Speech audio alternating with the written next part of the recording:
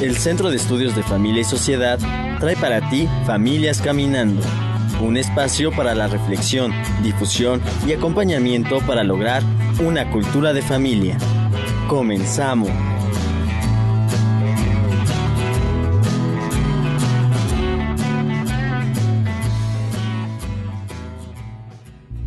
Nuestro mensaje para ti.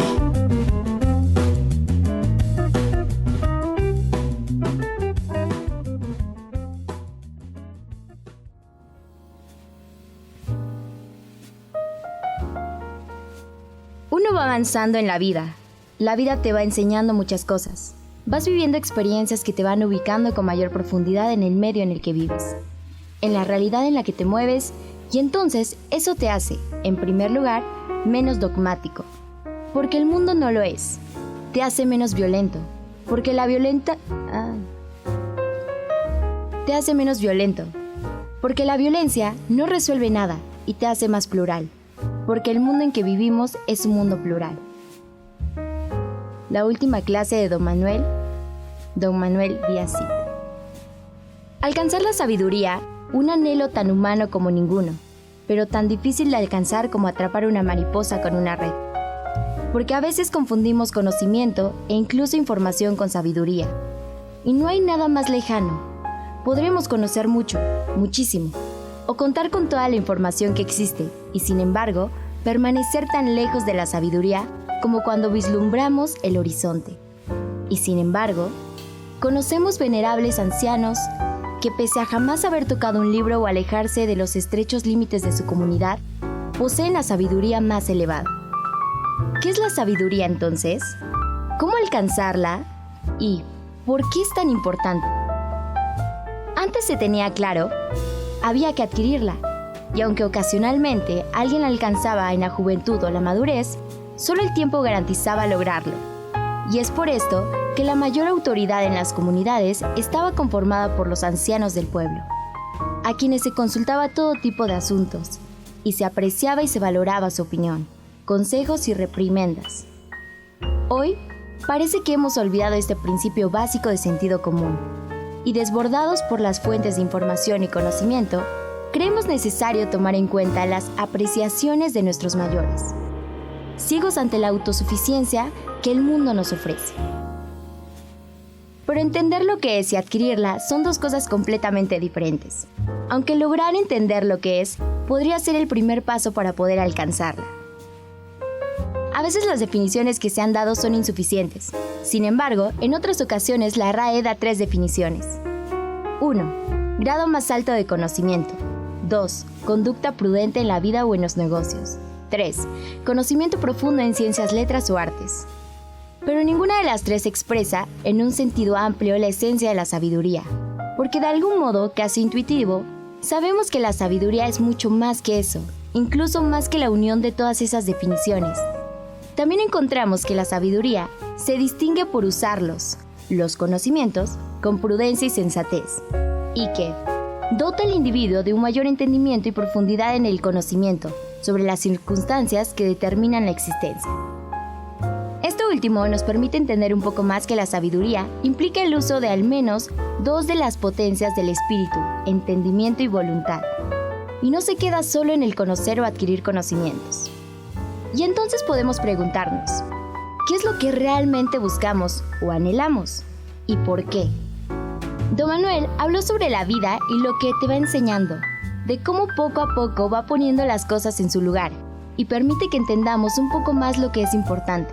Considerando esto, podemos asumir que las lecciones de la vida son las que nos van llevando al encuentro de esto que llamamos sabiduría, que parece tan atractivo, pero que no sabemos reconocer. Intuimos un poco más sobre ella y también entendemos su atractivo. ¿Quién no quiere obrar con la certeza de que le asiste la razón? ¿De que lo que está uno haciendo o diciendo es realmente lo correcto o lo mejor? Sin embargo, resulta interesante descubrir entre líneas que la clave de la sabiduría está en la actitud particular, que para algunos es una virtud, la humildad. Si la persona es humilde ante las circunstancias de la vida, si se deja guiar, sorprender, si se conserva su curiosidad y su capacidad de asombro ante las circunstancias y, con apertura ante esto, toma las definiciones aprendiendo siempre en busca del bien. Es entonces que la sabiduría viene a su encuentro. No en las páginas de un libro, aunque en ellas puede enriquecerse la cultura del individuo, para poder afrontar las circunstancias en mejores condiciones. Entender que la información y el conocimiento son material de apoyo, recursos que podemos emplear para entender y actuar ante las situaciones que vamos viviendo. No obstante, la sabiduría está en saber apelar a ellos o no, cuando la vida es una constante invitación a vivir. Saber discernir sobre lo mejor en el conjunto de posibilidades, sobre lo que es correcto hacer en cada circunstancia, incluso cuando eso no es lo que quisiéramos hacer.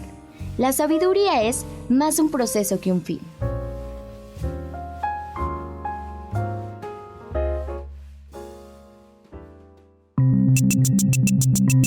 Infofamilia. ¿Por qué hay que preservar la inocencia en la infancia? La inocencia de la infancia es para muchos un estado natural en la vida de todo niño y niña que debe ser preservado. Otras teorías de la infancia es para muchos un estado natural en la vida de todo niño y niña que debe ser preservado. Las otras teorías más radicales consideran que este es un estado no natural, sino construido por determinadas estructuras sociales que, por ejemplo, en Occidente, protegen a la infancia en aras de determinados intereses de clase. Esta postura consideraría que preservar la inocencia es una actitud muy discutible. En este sentido, propondrían una educación sexual desde los 3 años. Pero desde estas líneas no estamos de acuerdo en esta precoz educación sexual. En estas líneas consideramos que esta inocencia natural es la condición de posibilidad de una maduración sosegada en la primera infancia, 0-6, sobre la que despliega en la segunda infancia, 7-11. Nuevos pasos, nueva información que lleva a una adolescencia equilibrada, 12-18. No se trata de generar un Peter Pan que nunca crece, que permanece faltante siempre instalado en una infancia interminable. Los padres hiperparentales podrían estar perpetrando un atentado contra sus hijos si no le permiten hacerse responsable de su propia vida. Si la inocencia de la infancia es ese periodo feliz de ensayo-error, de intentar avances sin responsabilidades, sin miedos o grandes fracasos, la llegada de la adolescencia exige ensayar ya casi sin red y saber que vivir en sociedad supone calibrar las consecuencias en función de los actos que uno realiza. ¿Por qué no dejaríamos salir por la noche a un niño de 7 años, pero sí daríamos los primeros pasos, con sus límites, en las primeras salidas nocturnas de un chico de 16? Camino de la vida adulta ya no valen los cuentos que explica Wendy, sino que se deben comenzar a asumir las responsabilidades que plantea la madurez unida a la autonomía de valerse por sí mismo. Pero no hay que correr. Preservar una mirada inocente e intocada en la primera infancia, llena de receptividad y atención, supone facilitarle al niño, al hijo, un afán de saber, de descubrir y explorar, que ha perdido aquel niño que lo ha visto todo, lo sabe todo y que, sobreestimulado, a menudo por las pantallas, nada le parece relevante, pues solo atiende a la excitación del espectáculo, a la estridencia, cuando no de la violencia y la morbosidad de un videojuego. La atención y la capacidad de sorprenderse, que atesora un niño con altos niveles de inocencia, le permite focalizarse en la novedad de cada descubrimiento. Volar en un avión, navegar en una pequeña o grande embarcación, alcanzar la cima de una montaña. Entonces las preguntas brotan a raudales y si los padres son receptivos y a la vez sugieren nuevas preguntas, entonces los niños se entusiasman y buscan saber más y más. Y entonces los padres entenderán que abrir el libro de la naturaleza, de la cultura, del arte, está al alcance de su mano. U obras de teatro. Situemos la inocencia más pura del niño hasta los 6 años, quizás 7. Una segunda inocencia más avispada hasta los 11. Y una sucesiva pérdida de la inocencia desde los 12, que nace con los tirones hormonales y las preguntas de la pubertad, que emerge con la mentira y el desprecio, con la violencia y la frivolidad. Hay que ir abriendo poco a poco la mano para que el niño, que va superando la vulnerabilidad infantil, logre paso a paso asumir aspectos del dolor, del mal, de la muerte, de la violencia y de la sexualidad. Pero el niño no debe caer bajo el estrés de un dolor terrible que le paraliza ante los acontecimientos con 3 años. A veces una guerra, una catástrofe natural detendrán esta inocencia. Las discusiones y la tensión de la pareja no encajan en la visión idílica que de los padres tienen los niños más pequeños. Esta agresividad daña la delicadeza del corazón del niño. Siempre es deseable preservar para ir avanzando a un ritmo adecuado. Y es que consideramos que en el marco de la psicología evolutiva, las capacidades cognitiva, lingüística, afectivas y relacionales del niño progresan desde la inmadurez, ligada a la inocencia, a la madurez, ligada a una mayor capacidad de entender el mundo. Su inocencia les hace capaces y valientes para incorporar nuevos conocimientos cada día, capaces de estrenar cada mañana el mundo, paladear las sorpresas que les depara la vida, la mayoría de las novedades que descubren. La limpieza de una mirada sin procacidad ofrece pasos para crecer. La precocidad de un niño puede hacer reír, pero al mismo tiempo deja el pozo de tristeza, pues ya no puede gozar del mundo sin culpa, sin ansiedad, sin miedos. Está maleado, ha visto y oído demasiado. Y puede por ello mismo retraerse y no abrirse, cerrarse y no arriesgar, ante el cúmulo de sugerentes realidades que se le abren cada día.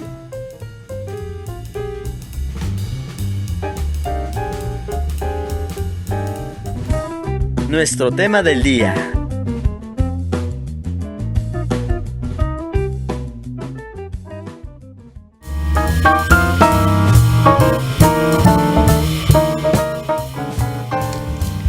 ¿Qué tal? Muy buenos días. Los saludamos en su programa Familias Caminando, como todos los lunes, tocando temas pues que interesan y que nos interesan en el tema familiar.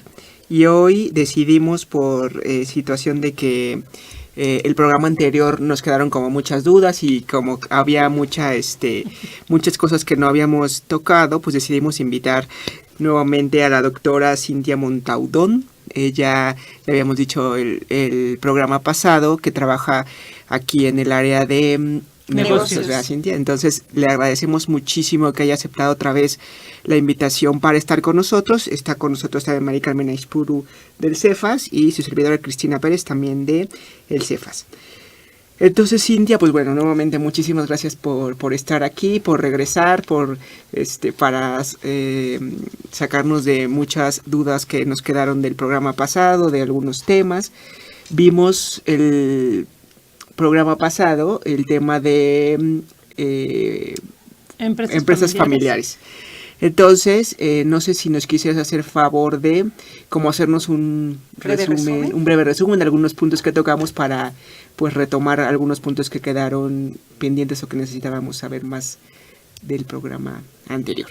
Claro que sí, muchas gracias por la invitación. Gracias a ti, Cintia. Pues hablamos de muchos temas la semana pasada. Hablamos, por una parte, de esta distinción de qué es una empresa familiar y qué no es una empresa familiar, porque a veces hay confusión.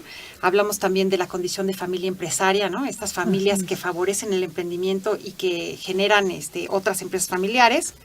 Hablamos también de algunas estadísticas de cómo están las empresas familiares, porque resulta que la empresa familiar, vamos a decir que es la más numerosa que existe. De hecho, la mayoría de las empresas empiezan como empresas familiares, aunque después pudieran no ser familiares. Algunas se mantienen y otras ya cambian otros esquemas, pero casi siempre empiezan desde el núcleo familiar, porque es la manera de apoyar a los hijos, a lo mejor de los padres de buscar la manera de soportar a la familia, etcétera. Entonces, es una manera de hacerlo. Y también hablamos de la cuestión de la sucesión y todos los conflictos que la sucesión trae consigo. Claro. Porque no es fácil este cambio generacional, ¿no? Hablábamos de que para los papás, los que hacen la empresa es otro hijo, entonces que venga después un hijo con nuevas ideas, porque a lo mejor estudió y tiene conocimientos más recientes, pero no la experiencia del padre, y que quiera cambiar la empresa, pues eso genera necesariamente problemas, ¿no? Entonces, pues básicamente a grandes rasgos fue un poco de lo que hablamos en la sesión pasada.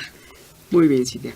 Entonces, había quedado ahí como algunos puntitos que nos gustaría profundizar. Ya no pudimos hablar como decías, nos comentabas que existen como algunos factores dentro de las empresas familiares que tienden, pues que no son como muy favorables ni para la empresa ni para la familia. Entonces, podíamos profundizar como un poco en estos factores que nos decían que nos decías tú que inciden para que pues haya de pronto como algunos conflictos Claro, estos son los que se llaman los factores o influencias importantes en la empresa familiar y tiene que ver con la constitución natural de la familia y cómo se traslada esta constitución natural hacia las relaciones que se establecen con el negocio. Entonces, en primer lugar aparece lo que se llama el orden de nacimiento, ¿no? Es decir, En una familia, naturalmente, el primogénito, ¿no? Todavía se usa esa idea del primogénito casi como en la realeza, el que tiene el derecho a heredar el trono. Bueno, pues se sigue manifestando todavía así en algunas familias tradicionales, sobre todo en nuestra cultura, ¿no? En la cultura mexicana se manifiesta mucho. Entonces, imagínate que tú tienes una empresa familiar y entonces el papá ve al primogénito como el responsable y entonces decide que la empresa o la titularidad o a lo mejor la responsabilidad o el rol de director va a estar o se va a otorgar al hijo que tiene el derecho por nacimiento. Porque es el primero. Entonces, imagínate la relación con los... Yo, ¿por qué no? A lo mejor yo estudié algo más... O a lo mejor él ni quiere. A lo mejor él ni quiere. O sea, entonces esto genera necesariamente conflicto entre los hermanos, ¿no? Claro. Y a lo mejor también pudiera haber otro conflicto en la relación entre los padres, porque a lo mejor la mamá dice, pues sí, pero yo no quiero que sea ese, etcétera. Entonces, bueno, ese es el número 1. Después viene otro problema que se llama el de nepotismo y tradición, que es otra influencia importante. Aquí es decir, pudiera ser que los padres ya no estén en la empresa o que sí se mantengan, pero que los hijos ya entran a formar parte.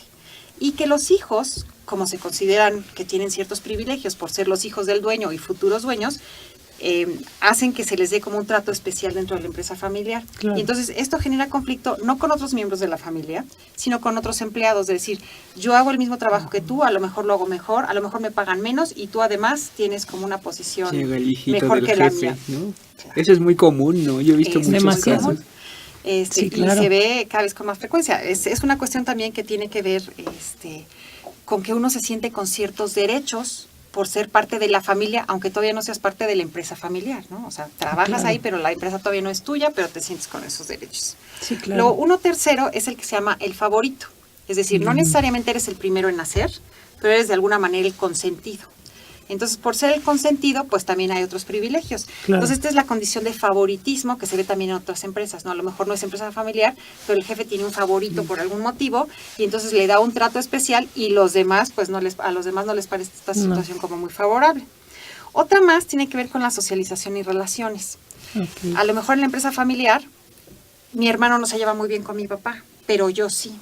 O a lo mejor entre hermanos, yo me llevo más con mi hermano menor que con el mayor, etcétera. Y luego si agregamos, cuando metemos a la familia política en la empresa familiar, la cuñada de fulanito no nos cae bien, la esposa, ¿no? Entonces empezamos, y que si la suegra ya se metió. Entonces, esas relaciones generan conflicto que me lo llevo de la familia al negocio, ¿no? Entonces, claro. Bueno, hay que cuidarlo. Y el último es la parte de rivalidad. Cualquiera de estas situaciones anteriores y muchas otras generan rivalidad entre los miembros de la empresa. Claro. Pues la rivalidad es una fuente natural de conflicto porque yo siento que tú tienes más, ¿no? O que a mí me dieron menos o que a mí no me están dando lo que me corresponde. Sí, claro. Y si nos vamos a cuestiones de emociones en general en el mundo, se ha definido por Malcolm Gladwell que la emoción dominante en el mundo es la envidia, ¿no? Entonces la rivalidad parte de esta emoción dominante. Entonces siempre va a haber alguien que esté en descontento porque alguien tiene más, porque alguien le va mejor, etcétera. Claro. Entonces, bueno, estas son las influencias más importantes que podemos encontrar. Sí, claro, y bueno, lo mencionaste el programa pasado y ahorita vuelve a salir el cómo andan brincando los conflictos de casa, que se van a la empresa, de la empresa a la casa. Y bueno, ahorita que decías ese de que algunos se llevan mejor que otros, que en ocasiones resulta benéfico porque es el mediador entre los dos que tienen conflicto, pero tiene que estar muy delimitado el rol, ¿no? O sea, como que, a ver, en esto eres mediador, en el otro no te metas porque si no se causa más conflicto, ¿no? Y fíjate qué curioso que hables ahorita de los mediadores. Cuando se trabaja con empresas familiares, lo que se recomienda es que el mediador no sea miembro de la familia, porque si no, también va a salir afectado. Sí, claro. Entonces, normalmente lo que se hace cuando se trabaja en una empresa familiar, el que se venga un mediador desde fuera y que tenga una perspectiva, vamos a decir, completamente objetiva, y no sesgada, permite que el conflicto se resuelva mejor. Lo que pasa tradicionalmente es que si es un conflicto entre hijos, se mete la mamá. Y entonces la mamá hace también uso de estas influencias previas. Es mi favorito, es el primero, es el más responsable, es el más irresponsable. Entonces hay un sesgo natural en cómo se va a dar la negociación, ¿no? Para la resolución de conflicto. Sí, entonces, pues también el peso de las relaciones agrava el conflicto. Entonces, neutro. Vale más. Claro, si estamos hablando de empresas familiares muy chiquitas, difícilmente van a invertir en traer un mediador, ¿no? Claro. Entonces lo van a tener que resolver entre ellos. De la familia. Sí, claro. Oye, ya se me ocurrió ahorita que veo que este tipo de problemas, bueno, sí, de conflictos son por situaciones que porque eres el primero, que no sé qué, pero también yo me pregunto, ok, yo tengo mi empresa y tengo a mi familia y tengo al hijo mayor que quiero meter como pues en la empresa, ¿no? Él quiere y todo. Entonces, ¿qué es como lo recomendable? No meterlos en otro puesto, hablar con la gente y explicarles que es el hijo y que, bueno, no tiene privilegios. Porque, bueno, también el empresario como tal, pues tiene, digamos, el derecho, digamos, y el anhelo, pues, de que su hijo entre, ¿no? Claro. Pero entonces, ¿qué es ahí como el punto medio para Mira, más que hablar de un punto medio, evitar estos conflictos? se presentan digamos? dos fenómenos interesantes. Uno, el que los papás, desde que los niños son chicos, los empiezan a involucrar en actividades relacionadas con la empresa familiar. Entonces, para el hijo, participar de la empresa familiar es como un juego, ¿no? Entonces va a que juega, a que trabaja, ¿no? Okay. Entonces se inculca en el hijo esta cuestión de que quiere ser parte, ¿no? Nunca es forzado. O sea, la idea es que tú metes al hijo forzado a la empresa familiar y eventualmente va a decir, me voy. Entonces, esa es una de las tendencias interesantes. Y otra tendencia es exactamente lo opuesto, es decir, quiero que mi hijo tenga experiencia afuera y cuando adquiera la experiencia afuera, que regrese a la empresa con algo más, ¿no? Entonces, a veces cuando los metes desde chiquitos, la ventaja que tiene es que con el resto de los trabajadores ya son familia, ¿no? O sea, es lo conocido, entonces ya no sienten que porque ahora vienen, ¿no? Y quieren más derechos, ya lo quieren. De que lo vieron desde chiquito. Y en el otro adquiere valor por sí mismo, entonces no está aquí porque es el hijo del dueño, sino porque tiene una experiencia que es valiosa para la empresa. Claro. Entonces, cuando se maneja de estas dos maneras, ese conflicto de la relación con los demás no se da tan fuerte. Y se me ocurre también que desde la familia es importante, pues desde chiquitos, ¿no? Inculcarles este asunto de, oye, pues sí, tú eres el hijo del dueño, pero eso no implica que tengas privilegios ni que puedas pasar por encima del otro, ¿no? Un poco los valores que se fomentan dentro de la familia, pero ahora aunado a que eventualmente quiero que mi hijo entre a la empresa, ¿no? Entonces es como también una parte, pues, importante, ¿no? Y lo habíamos comentado también la vez pasada, o sea, lo más importante para que los hijos estén en la empresa familiar es que sea una cuestión voluntaria, ¿no? No podemos forzarlo. Claro. Entonces es elección del hijo, ¿no? Porque, o sea, los papás a veces quieren decir, bueno, pues yo ya te pagué tus estudios, esto es lo tuyo, ¿no? Ahora éntrale, claro. Pero no funcionan las cosas así porque entonces genera conflictos adicionales. Entonces ahí la gente piensa que entonces ya me fastidié mi vida, ¿no? Tengo que hacer lo que mi papá dice el resto de mi existencia. Claro, entonces, se siente condicionado. Así es. Entonces la intención es dentro de esta cuestión de libertad para que cada quien decida dónde quiere estar, porque ¿para qué quieres a alguien que esté en la empresa familiar si no quiere estar ahí? Me va a generar un ambiente tóxico con el resto de las personas, ¿no? Sí, claro. Claro. Sí, y entonces eso provoca su otro problema añadido a todos estos, ¿no? Que tienes ahí a una persona, pues, que no le encuentra sentido a lo que hace, ¿no? Así es. Muy bien, pues ya vamos a ir a un corte, porque ya se nos acabó el tiempo del primer bloque. Entonces vamos a un corte y regresamos al programa Familias Caminando. Estamos hoy tocando la segunda parte del tema de empresas familiares. Regresamos en un momentito.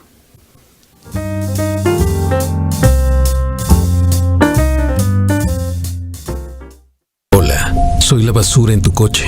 Sé que intentarás deshacerte de mí. Me tirarás por la ventana y tratarás de olvidarme. Pero déjame decirte que llegaré a la alcantarilla y provocaré una inundación.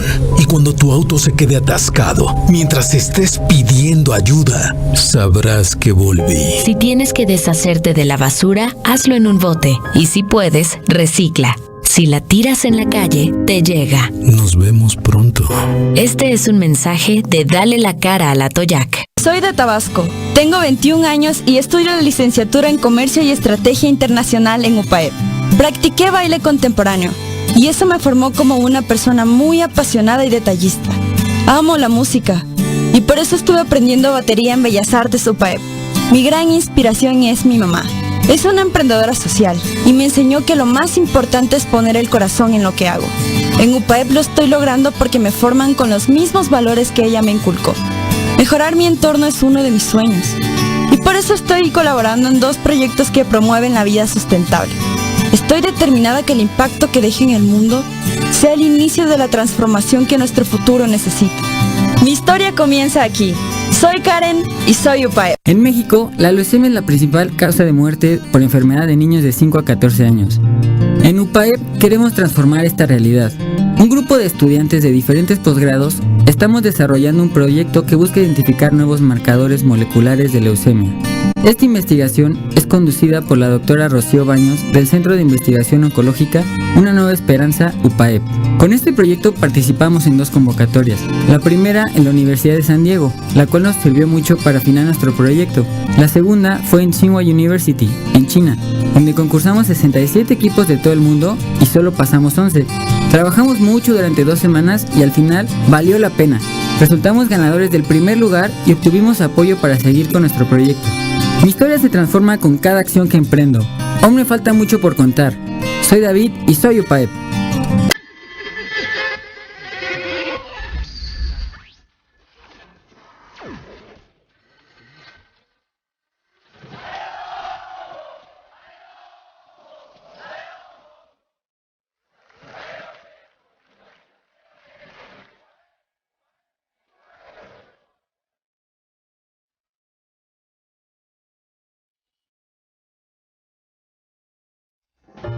Bueno, pues regresamos al programa Familias Caminando.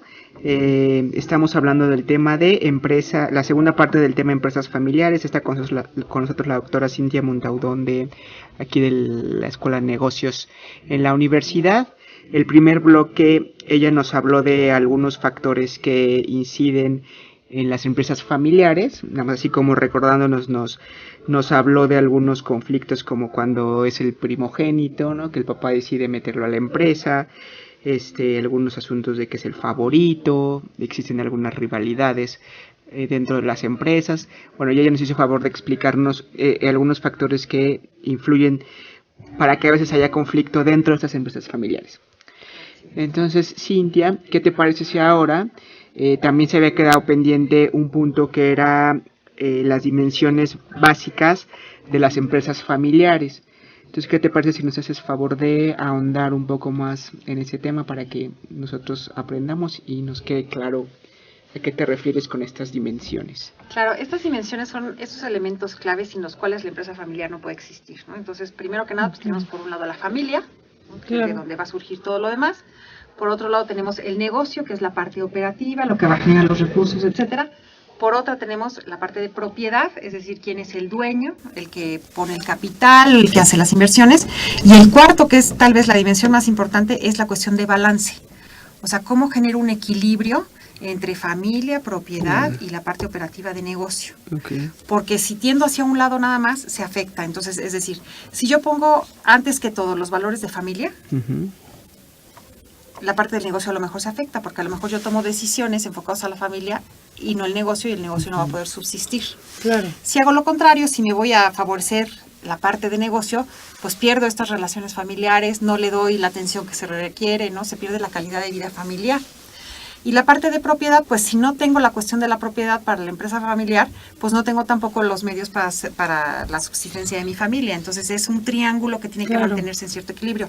Y lo más difícil de lograr es precisamente el balance, ¿no? Por eso se habla. Cuando te refieres a propiedad, es que no entendí muy bien. La cuestión de la propiedad es que hay alguien que es el dueño, ¿no? El que pone el capital. Ya. Entonces, por ejemplo, puede ser el padre que después se lo hereda a los hijos, a lo mejor fue una empresa que se empezó entre hermanos, entonces los hermanos son los propietarios, porque la cuestión de propiedad te da la condición de poder. O sea, establece la relación de poder. Eres el dueño, yo soy el que manda, yo soy el dueño. Entonces, esa relación de poder, pues es muy delicada, ¿no? En el balance. A lo mejor resulta que en la familia mi mamá es la que manda, pero en el negocio mi papá es el que manda porque es el dueño.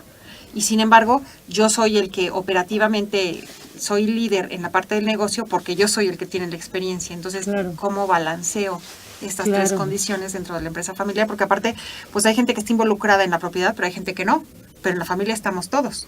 Y en el negocio a lo mejor estamos unos, pero no todos. No todos. Sí, claro. Sí, bueno, ahorita que lo dices, al final dijiste es un triángulo y más bien yo pensé en cómo el balance está en cómo ponerlo de forma que sea un triángulo. Así es. Que no ande cada el balance es ese lado por su cada lado en por su su dirección, lado. Sino que estén acomodados de tal modo que formen ese triángulo, ¿no? Así es. Entonces sí, creo que es algo complicado. Tener el balance. Lograrlo, o sea, porque sí pensamos en el triángulo y es muy fácil, pues es así, no hay más. pero pensando en cómo acomodar las cosas para que alcancen ese equilibrio es pues, sumamente delicado. Si ponemos un ejemplo, a lo mejor decimos, bueno, debería tener más peso la familia, ¿no? Pero estamos hablando de empresas familiares, no nada más de familia, ¿no? Entonces la condición de empresa tiene ahí una dimensión interesante. ¿Cuál se queda como base? Yo podría decir, primero la familia antes que todo. Entonces, pues Híjoles, como pero- te tengo que apoyar, te voy a dar trabajo a ti, y a tu hermano, y a tu primo, y a cualquiera de la familia que nos pida, y le vamos a dar un lugar, porque necesitamos apoyar a la familia. Más Aunque que la no empresa tenga no se puede competencia. soportar. Claro, y entonces quiebras la empresa. Entonces, quiebras la empresa. Claro. Oye, y en tu experiencia, como ¿cuál es la dimensión en la que tiende más a, digamos, como a fallar, en la que más se va Se las falla en el empresas? balance. Ajá. O sea, Pero ese se va es hacia la algún falla. lado en específico. Pues fíjate que depende, o sea, hay familias que tienen empresas que para ellos primero es la familia antes que todo. Entonces, tú mira cuántas empresas, aunque ya no puedan soportar más gente trabajando con ellos, siguen trayéndose a todo el que necesita ayuda de la familia, ¿no? Y aunque mi hijo no quiere estar, lo voy a tener en la empresa familiar. Y entonces, Sí, o pobrecito se quedó sin trabajo, pues Así tráetelo, es. ¿no? Entonces ponen más énfasis en eso, pero necesitamos pensar que la empresa familiar tiene que sostenerse a lo largo del tiempo. La idea es que pase de generación Sí, en que sea generación empresa. y que siga siendo un negocio, ¿no? Claro. No es una cuestión. Y nada más cuando de te ayudar a la vas más familia. al lado de negocio, Pues es que entonces ahí son cómo esos- funciona. Imagínate que para ti lo importante es el negocio, entonces descuidas a la familia, Ok. ¿no? Descuidas las relaciones familiares, no hay ese trato tan cordial o tan cálido con la familia en el negocio, lo tratas como más separado. Y entonces también la gente cuando está en las empresas familiares invierte mucho más tiempo que en una empresa normal, ¿no? Porque es Claro, es suya. tuya. Entonces también generas más esa separación de que más tiempo en el trabajo, menos tiempo, Menos en la tiempo familia. con la familia. Claro. Ok, y encontramos todos estos casos del papá pues que no convive tanto con los hijos, con Porque la tiene que esposa, porque trabajar. trabaja mucho. Y cuando te vas más al lado de la propiedad, Pues es que ahí más bien la fuerza se pone en las relaciones de poder. Y entonces se vuelve como estas cuestiones muy dominantes, ¿no? Ujú. Yo soy el dueño, yo digo qué hago. Entonces afecto el negocio y afecto a la familia. Sí, claro. Sí, sí, se pone su bandera de aquí mando yo Así es. y no hay y no oyes negociación. como razones, Entonces ¿no? ni Sino- oyes razones de la familia y tú crees que eres el dueño de la familia. No eres el dueño de la familia, ¿no? Puedes ser el jefe de familia o puedes ser un miembro de la familia, pero no es el dueño de la familia. Ok. Qué Es- complicado. Sí. Y luego, bueno, hay una serie de fortalezas interesantes que tienen las empresas familiares, que eso es lo que las hace que permanezcan tanto en el tiempo y que sean tan valiosas para una sociedad, porque la realidad es que la empresa familiar, así como la familia es parte del tejido social, el que se tengan negocios familiares también es una parte muy importante que constituye una sociedad. Claro. Y una de las fortalezas más interesantes es que tienen valores y metas compartidos. Entonces, cuando uno trabaja en una empresa que comparte mis mismos valores, es padrísimo. En cambio, cuando yo estoy en una empresa que mis valores se sienten afectados por las La políticas dinámica. de la empresa o la dinámica de la empresa, bueno, pues a lo mejor la gente no está muy a gusto. Y la idea de metas compartidas también nos hace vernos o proyectarnos como familia en el futuro. ¿Dónde vamos a estar? Se potencian también las relaciones de la familia en el largo plazo, porque finalmente trabajamos juntos, entonces como que siempre vamos a estar de alguna manera más, Claro. más juntos, ¿no? Otro es que genera un sentido de comunidad. ¿Por qué? Porque hay miembros de la familia, pero luego miembros de la familia extendidos, más las relaciones de esos miembros con el entorno. Entonces se hace verdaderamente una comunidad alrededor de la empresa familiar y se trata a los empleados también casi como miembros de la familia, como que Claro. se extiende esa relación de cordialidad y de calidez con todos los miembros, que es parte de lo que son ahora las empresas familiarmente responsables, ¿no? Que te preocupas por el empleado casi como si fuera miembro de la familia y que quieres Claro. que él también tenga todos estos beneficios de tener una vida familiar plena. Claro. También hay un compromiso de todos los miembros con ellos mismos. Entonces, el padre tiene un compromiso con los hijos, tiene un compromiso con la familia, con el sustento. Los hijos tienen un compromiso con el padre de seguir adelante en los principios que él guió, de mantener la empresa vigente. Entonces, hay un compromiso de todos, lo que no siempre pasa en una empresa tradicional. A lo mejor yo no estoy Claro. comprometido con mi jefe. Yo vengo porque me das mi sueldo, hago mi trabajo y me voy. Y me voy. Acá quiero que la empresa sea mejor porque la empresa soy yo. Ujú. Sí, sí, claro. Sí, es Ah, mía. Si sí, crece, es mía, crezco yo, ¿no? claro. No hago que crezca otro. También este tipo de empresas lo que hacen es garantizar el empleo aún en situaciones de crisis. Entonces puede ser que la situación económica vaya fatal, pero yo sé que mi hijo tiene garantizado un empleo aquí. Claro. Entonces también aligera la preocupación de los padres de decir, bueno, y si mi hijo no tiene trabajo, ¿qué vamos Sí, a hacer? ¿cómo? ¿no? Entonces genera esto. También son altamente resistentes y resilientes las empresas familiares, ¿no? No importa todo lo que le pase, la empresa familiar se vuelve a levantar normalmente porque como es el medio de subsistencia de la familia, a lo mejor medio que le cambias el giro, ves qué haces, a menos de que sea un conflicto demasiado grave que ya diluye la empresa familiar, pero normalmente es más fácil afrontar las crisis porque lo vas haciendo por el amor a la familia, ¿no? Claro. No necesariamente porque es una cuestión de negocio. Y también es muy curioso, pero las empresas familiares generan mayor compromiso social que las empresas no familiares. Entonces, como nos tratamos como familia adentro, con los empleados y demás, también queremos extender esto hacia afuera. Entonces, son empresas que casi siempre entran en cuestiones de filantropía, de responsabilidad social empresarial, de generar algún beneficio comunitario, ya sea directamente con los trabajadores y sus hijos, etcétera, o con la comunidad en general, porque se vive el valor de familia dentro y fuera, ¿no? Ok. Ya, sí, claro. A mí me llama mucho el tema de la atención del tema que manejas de la resiliencia, porque yo lo he escuchado mucho, pero más bien hacia la persona, ¿no? La forma en cómo una persona reacciona ante determinada circunstancia. No hay quien reacciona, digamos, de una forma, hay quien no tiene tanta, ¿no? Pero ¿cómo aplican la resiliencia en unas empresas familiares? Bueno, en las empresas familiares y en cualquier tipo de negocios.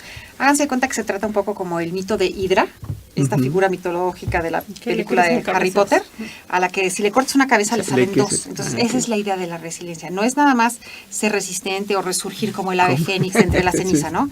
Esto es más que eso, es decir, viene una crisis, así es, pero la crisis me hace más fuerte. Y me hace más fuerte porque la misma estructura familiar me hace más fuerte. Yo me apoyo, yo tengo un apoyo constante de mi familia. Entonces, entre todos queremos cosas mejores juntos.